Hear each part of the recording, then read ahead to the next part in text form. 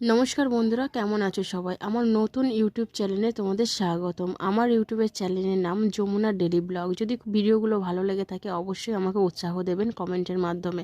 তো চলুন আজকের ভিডিও শুরু করা যাক। তারাপীঠে গিয়ে কি করলাম সবটাই তোমাদের সঙ্গে শেয়ার করে নেব। আমরা সবাই খুব ভোর ভোর উঠে পড়েছিলাম, কারণ পুজো দেওয়ার ব্যাপার আছে। আর পুজো সত্যি বলতে স্নান টান সেরে সকালের দিকে দেওয়াটাই আমার মনে হয় খুব ভালো। তাই জন্য আমরা অ্যালার্ম দিয়ে শুয়েছিলাম।